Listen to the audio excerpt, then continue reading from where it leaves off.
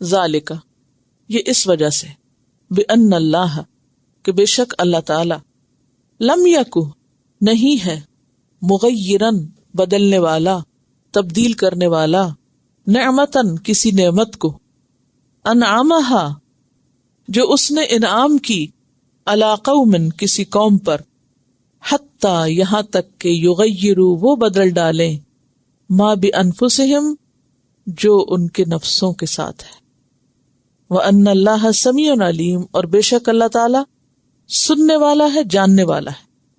تو اس سے مراد کیا ہے کہ اللہ تعالی کسی حالت کو، اچھی ہو یا بری، نہیں بدلتا جب تک کہ بندے خود کو نہ بدلیں، جب تک کہ بندے اپنا آپ نہ بدلیں۔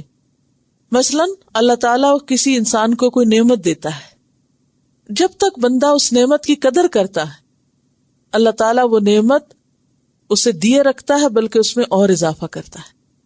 لیکن جب بندہ ناشکری کرنے لگتا ہے تو اللہ تعالیٰ وہ نعمت اس سے واپس لے لیتا ہے۔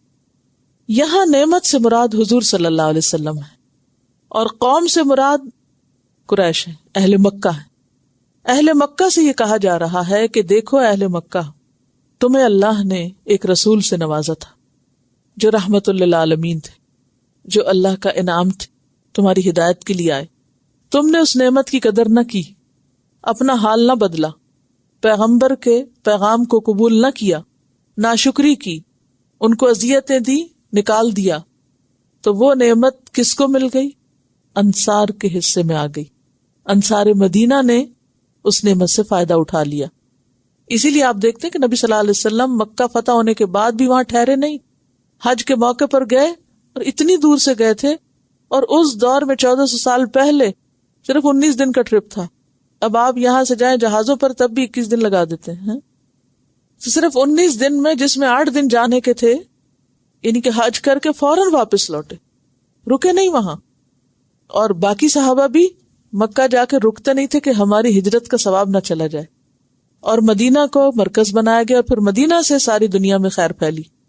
تو یہاں یہی فلسفہ بتایا جا رہا ہے کہ جب کوئی قوم کسی نعمت کی قدردانی کرتی ہے، کیونکہ نعمتوں میں سب سے بڑی نعمت کیا ہے؟ دین اسلام کی نعمت، ایمان کی نعمت ہے، پیغمبر اور اس کی تعلیم کی نعمت ہے، اور اللہ تعالیٰ سننے والا ہے دعاؤں کو، جاننے والا ہے دلوں کا حال کہ بندے خود کیا چاہتے ہیں۔ اسی طرح یہ قاعدہ عام دنیا کے مسائل پر بھی ہوتا ہے۔ اللہ تعالیٰ کسی قوم کو نعمت سے نوازتا ہے۔ آپ دیکھیے قوم نوح، عاد، سمود، ان سب کو اللہ نے بڑی نعمتیں دی تھی۔ عاد کے بارے میں آتا ہے کہ التی لم یخلق مثلھا فی البلاد وثمود الذین جابوا الصخر بالواد وفرعون ذی الاوتاد، ان سب کی قوتوں کی جو علامت تھی یا ان کی نعمتیں تھی وہ بتائی جا رہی، لیکن انہوں نے کیا کیا؟ ان سب نے اللہ کی نعمتوں کی ناشکری کی۔ فصب علیہم ربک صوت عذاب ان ربک لبالمرصاد، جب انہوں نے نعمتوں کی ناشکری کی تو اللہ نے ان پہ عذاب مسلط کر دیا، ان کا سب کچھ تباہ و برباد کر دیا۔ اس میں یہاں پر اہل مکہ کو سبق سکھایا جا رہا ہے، اور اس میں ہم میں سے ہر ایک کے لیے سبق ہے۔ اگر ہم میں سے کوئی بھی کسی نعمت کی ناشکری کرتا ہے، ناشکری کب ہوتی ہے یا ناقدری کب ہوتی؟ آپ دیکھیے کہ اس دنیا کا قاعدہ یہ ہے کہ پھول کے ساتھ کانٹا بھی ہے نا؟ کوئی بھی چیز جو ہمیں ملتی ہے، جس کو ہم خوشی سے بھی لیتے ہیں، تو بالآخر کیا ہو جاتی ہے ہمارے لیے؟ ہر خوشی کے ساتھ غم بھی ہے، ہر نعمت کے ساتھ ایک آزمائش بھی ہے، ہر پھول کے ساتھ کانٹا ہے۔ ہم کسی بھی چیز کی طلب رکھتے ہیں، تمنا کرتے ہیں، دعائیں مانگتے ہیں، وہ چیز ہمیں مل جاتی ہے، پھر اس چیز کے ساتھ جو مشکلات آتی ہیں ہم ان کے لیے تیار نہیں ہوتے، ہم کہتے نہیں یہ نہیں ساتھ آنی چاہیے تھی، ہمیں یہ چیز تو مل جاتی، یہ ساتھ نہ آتی، لہٰذا ہم نعمت بھول کے ساری توجہ کس پہ لگی رہتی؟ اس نعمت کے ساتھ جو دوسری چیز ہے جس پر وہ کھڑی ہوتی ہے اس کے بغیر ہے ہی نہیں۔ اب دیکھیے کہ نبی صلی اللہ علیہ وسلم جب مدینہ آئے تو کیا مدینہ والوں کو کوئی مشکل نہیں آئی؟ نعمتیں اتنی آسانی سے تھوڑی ہاتھ آ جاتی، اور سوچ سمجھ کے انہوں نے قبول کیا تھا آپ کو، اور جب آگے تو پھر آپ نے پڑھا کہ کس طرح انہوں نے ساتھ دیا، اپنی جان، مال، اولاد، ہر چیز قربان کی۔ انہوں نے پھر ایک دفعہ یہ نہیں کہا کہ یہ ہم پہ کیا مشکل آ گئی، ہم نے تو سوچا تھا کہ اللہ کے رسول صلی اللہ علیہ وسلم بڑے بابرکت ہیں اور آئیں گے تو پھر ہمیں صرف خوشحالیاں ہی ملیں گی، اگرچہ وہ ملی، سب کچھ ملا، لیکن اس کے ساتھ ساتھ قربانیاں بھی تھیں، مشکلات بھی تھی. ہم سب یہ سبق بھول جاتے ہیں. مثلا قرآن کی نعمت ہم سب کو مل رہی, لیکن سارا کیا پڑھنا بھی پڑتا ہے, ٹیسٹ بھی ہوتے ہیں. اب کوئی یہ کہے کہ ہاں بس اس حد تک تو ٹھیک ہے, اچھی اچھی باتیں ہم سن لیں, لیکن آگے ہمیں کچھ کرنا نہ پڑے, پھر جتنی اس میں ڈالیں گے اتنا ہی ہاتھ آئے گا نا, اتنی ہی حاصل ہوگی نعمت.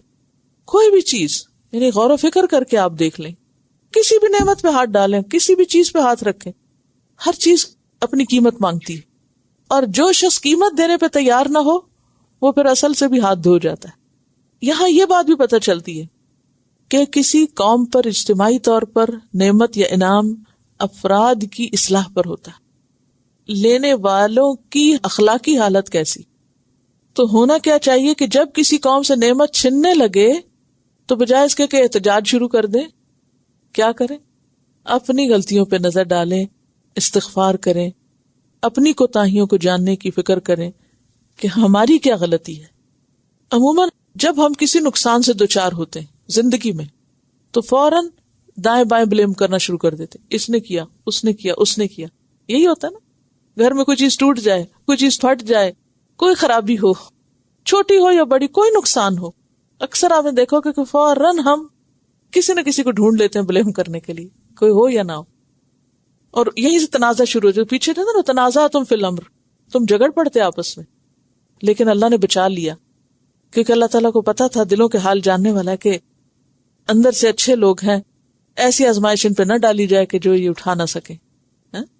تو ہمیشہ ہونا کیا چاہیے کہ جب کوئی مشکل آئے, جب کوئی نقصان ہو تو فوراً استغفار کی جائے, اپنی طرف توجہ کی جائے کہ میں نے کہاں کوتاہی کی, میری غلطی کہاں ہے. تو ان اللہ لا یغیر ما بقوم حتی یغیروا ما بانفسہم, اللہ کسی قوم کا حال نہیں بدلتا, نعمتیں نہیں چھینتا جب تک کہ لوگ نہ بدلیں. یعنی تکلیفیں بھی جب جاتی ہیں جب انسان خود بدلتا ہے, اور نعمتیں بھی جب جاتی ہیں جب انسان ناقدری شروع کر دیتا ہے. سورۃ الرعد آیت 11 میں بھی آتا ہے, ان اللہ لا یغیر ما بقوم حتی یغیروا ما بانفسہم واذا اراد اللہ بقوم سوءا فلا مرد لہ وما لہم من دونہ من وال. جب اللہ کسی قوم کے ساتھ برائی کا ارادہ کرتا ہے تو اسے کوئی پھیر نہیں سکتا. یعنی اللہ تعالیٰ جب کسی قوم کو آزمانا چاہتا ہے, اس کو سزا دینا چاہتا ہے, تو کوئی آگے بڑھ کے مدد نہیں کر سکتا, کوئی اس کو ہٹا نہیں سکتا, اور اللہ کے سوا کوئی اور مددگار ہے بھی نہیں, کون ہو سکتا ہے. سورۃ الشورى میں آتا ہے وما اصابکم من مصیبت فبما کسبت ایدیکم ویعفو عن کثیر. اور جو بھی پہنچی تم کو کوئی مصیبت, وہ تمہارے اپنے ہاتھوں کی کمائی سے, تمہاری اپنی غلطی سے آئی, اور وہ بہت سی غلطیاں تو معاف کر دیتا ہے, درگزر کر جاتا ہے.